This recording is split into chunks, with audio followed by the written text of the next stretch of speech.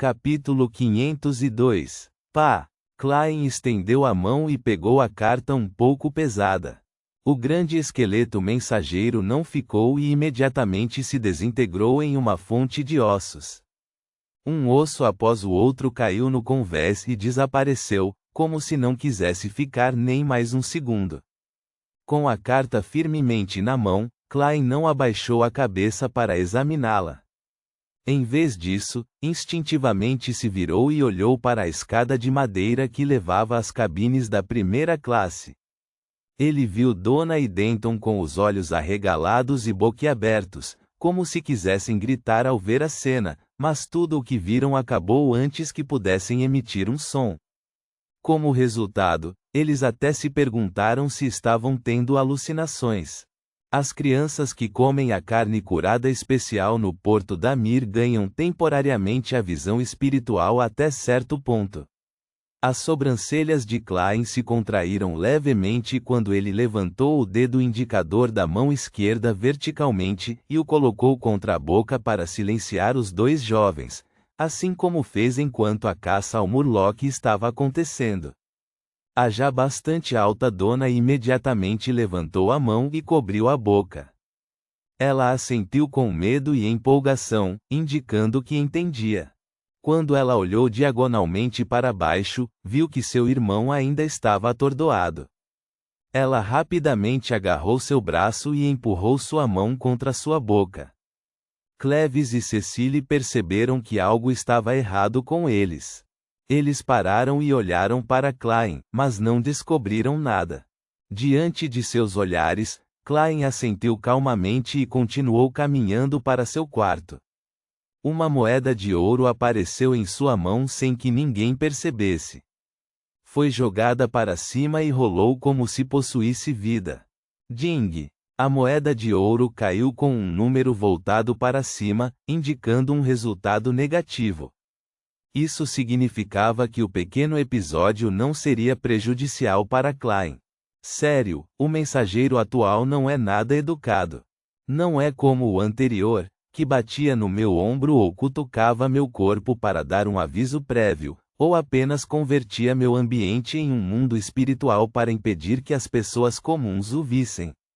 Klein satirizou enquanto pegava sua chave e abria a porta. Sentou-se na beira da cama baixa, acendeu uma vela com apenas metade do comprimento restante e abriu a carta de resposta do Sr. Azik. Ao retirar os itens de dentro, o primeiro que chamou sua atenção foi a carta do Imperador das Trevas. Olhando para aquele rosto que o irritava, Klein soltou um suspiro de alívio e aliviou suas preocupações. Ele não tinha medo de que o Sr. Azik não a devolvesse, pois ele tinha esse nível mínimo de confiança. Afinal, a fórmula da poção e os rituais correspondentes podem ser copiados, e apenas as propriedades de convergência de materiais de alto nível não podem ser imitadas. E como esse claramente não era o caminho de Azik, nem era um dos caminhos comutáveis disponíveis para ele, então uma potência como ele não precisava disso. Klein estava preocupado que o mensageiro fosse roubado, perdendo a carta da blasfêmia que o ajudaria tremendamente enquanto em seu estado de corpo espiritual. Isso não era impossível.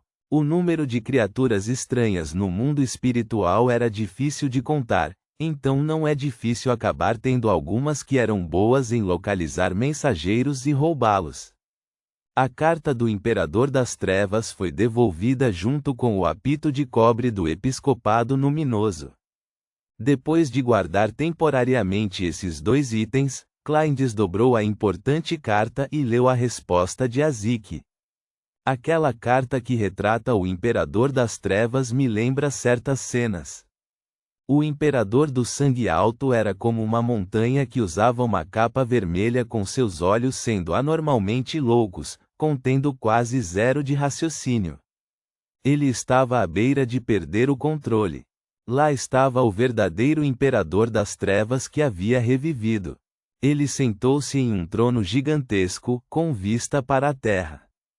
Quando olhei para eles, perdi a consciência quando o Imperador do Sangue olhou para mim. Eu deveria ter, de alguma forma, participado da Guerra dos Quatro Imperadores, mas os detalhes exatos ainda exigem que eu os lembre. Talvez tenha sido por causa de uma lesão na época que me fez perder minhas memórias repetidamente enquanto morria e despertava repetidamente. A lenda do tesouro da morte no mar Berserk não atrai ninguém. Talvez eu consiga sentir algo e ser naturalmente atraído por ele quando viajar de barco para o continente sul e passar por aquele mar. As experiências do dono daquele apito de cobre se assemelham ao ritual de um imortal, mas também há diferenças claras. Eu posso sentir auras malignas e a premonição de perigo. Acredito que o dono do apito de cobre esteja em um estado estranho e aterrorizante. É melhor você não soprar esse apito de cobre e chamar o mensageiro. Isso trará perigo extremo. Podemos fazer novas tentativas quando eu recuperar totalmente minhas memórias e descobrir o que essa experiência realmente significa. A pena deixada pelo dono do apito de cobre que você mencionou pode ser usada no domínio dos mortos-vivos. É um material único e rico em espiritualidade.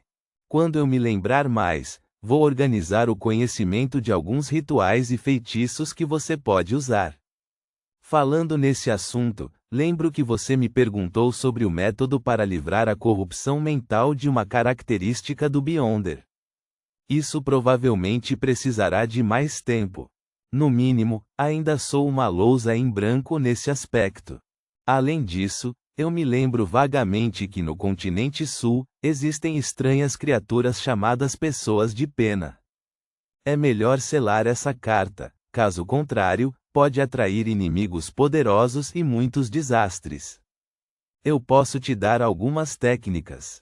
Isso não é muito difícil. Primeiro, uma parede de espiritualidade melhorada.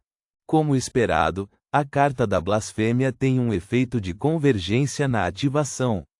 Ainda bem que eu a deixei acima da névoa cinza no passado. De acordo com as descrições do Sr. Azik, ele não deveria ser uma morte amnésica. Caso contrário, não teria admirado o Imperador do Sangue e o Imperador das Trevas. É provável que ele seja um filho da morte, participando da Guerra dos Quatro Imperadores acompanhando aquela divindade. Infelizmente, ele sofreu ferimentos graves. Enquanto pensava, Klein acendeu uma chama e queimou a carta. Então, ele tentou a técnica de selamento e praticou o que Azik lhe ensinou na carta. Depois de fazer tudo isso, realizou um ritual e trouxe a carta do Imperador das Trevas e o apito de cobre do Episcopado Luminoso para o espaço misterioso acima da névoa cinza, eliminando todas as possibilidades de qualquer acidente. Não havia dúvida de que Klein não desejava encontrar de repente o Rei dos Cinco Mares, Nest, no mar. Reticências. No início da manhã, o sol surgiu no horizonte e tingiu-o de dourado. Klein foi até o buffet de segunda classe, não tão bem abastecido, e comeu 2 fatias de torrada com bacon e manteiga e bebeu uma xícara de chá de limão. Depois de encher o estômago, foi para o convés respirar ar puro e apreciar a bela paisagem do início da manhã. Então, ele viu o capitão Eland bêbado voltando, sua espada reta balançando. Pensando no incidente da noite passada, Klein se aproximou e disse sem sorrir: "Bom dia. O tubarão branco não te causou nenhum problema, certo? Ele deve ser capaz de determinar que sou um passageiro da Ágata Branca." Vestido com um casaco vermelho escuro, Eland tirou o chapéu em forma de navio e riu. Este é o seu próprio problema. Na verdade, ele queria que você pagasse metade do valor do concerto do balcão do bar, mas isso não é muito. São apenas alguns soles. Acontece que ganhei 6 libras ontem à noite e dei a ele algumas dicas extras, e ponto final. Capitão, você está com medo de que um aventureiro louco como eu exploda tudo só por causa da moral, então você acabou optando por arcar com a indenização? Klein ficou em silêncio por alguns segundos. Eu entendo. Então, ele se virou e voltou para a proa, deixando uma palavra suave: obrigado. Quando Klein retornou à sua posição original, sentiu a brisa do mar soprando em seu rosto. Ele lentamente soltou um suspiro, sentindo que era muito difícil forçar uma personalidade. Depois de aproveitar um pouco o vento, estava prestes a retornar para o quarto quando duas figuras apareceram de repente ao seu lado. Eram Donna e Denton. Cecily, encarregada de protegê-los, estava a alguns passos de distância. Donna obviamente não tinha dormido bem na noite anterior. Seus olhos estavam inchados e seu rosto sombrio, mas ela estava animada. Estava obviamente imitando a postura de Klein da paisagem, mas seus olhos estavam se movendo agilmente. Assim como Denton, que estava em um estado semelhante ao dela, quis falar, ela falou primeiro. Tio, quem era aquele ontem à noite?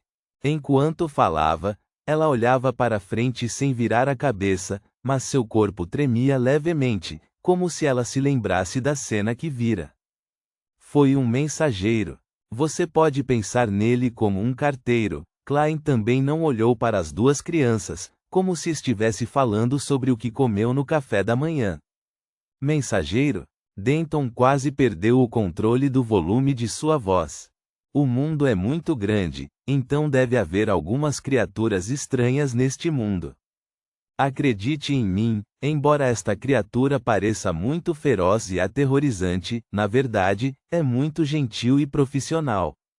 Ela acabou de me enviar uma carta em nome de um amigo que está longe, explicou Klein ligeiramente, tentando descrever o mensageiro de 4 metros de altura como lamentável, fraco e indefeso. Depois de uma noite de pânico, e por não ter sido ferida de forma alguma, Donna estava muito mais calma. Seus olhos brilharam quando ela disse: bem, isso é incrível. É como ouvir uma história. Muito legal. Denton também expressou sua opinião. Então, ele perguntou intrigado: mas por que ninguém mais viu? Ninguém teve qualquer reação. Isso é porque seus corações são puros. Klein sorriu. Esta foi uma mentira inocente. Afinal, ele não podia simplesmente dizer que era um problema da carne curada especial. Isso só faria com que os dois sujeitinhos curiosos não resistissem a fazer tentativas e experimentos. Desta forma, ignorando o fato de que a ingestão de grandes quantidades faria com que alguém adoecesse, apenas ativar aleatoriamente a visão espiritual era um assunto muito perigoso. Embora Klein pudesse agora sustentar o consumo de sua visão espiritual por um longo período de tempo, não ousou mantê-la aberta. Às vezes, ver coisas que ele não deveria ter visto pode levar à loucura ou à morte. Se podemos ter um mensageiro próprio? Donna perguntou, curiosa e animada. Isso vai depender da sorte, respondeu Klein com simplicidade e calma. Ele não pôde deixar de satirizar interiormente: eu nem tenho um mensageiro próprio. Para obter um mensageiro, ele tinha que projetar um ritual de convocação preciso e preparar o contrato de criatura correspondente no mundo espiritual. Este era um campo especializado de conhecimento, e fazê-lo aleatoriamente poderia facilmente invocar algo ruim, então Klein não se atreveu a tentar imprudentemente. Sim, Donna ansiava por isso. Então, ela disse em voz baixa: tio, vamos manter isso em segredo para você. Ao lado dela, Denton assentiu solenemente. Nesse momento, um novo passageiro que pretendia embarcar no porto de Damir carregava sua mala enquanto caminhava para o convés. Depois de enviar o telegrama, Blazing Danites considerou que o capitão poderia instruí-lo sobre certos assuntos. Então decidiu abreviar o feriado e aguardar ordens na capital do arquipélago de Horsted. Por seus próprios meios, conseguiu uma passagem, colocou uma peruca, tingiu as sobrancelhas e embarcou com facilidade na Ágata Branca, esperando o apito do transatlântico. Como disse o imperador Roselle, pessoas capazes sempre precisam fazer um pouco mais de trabalho. Enquanto Danites caminhava em direção à cabana, ele olhou em volta vagarosamente. De repente, viu uma figura familiar. Era um jovem aventureiro em um casaco preto, de aparência gentil e natureza louca. Ele estava parado na proa do navio, sorrindo para ele como um cavalheiro. Os músculos do rosto de Danites começaram a enrijecer.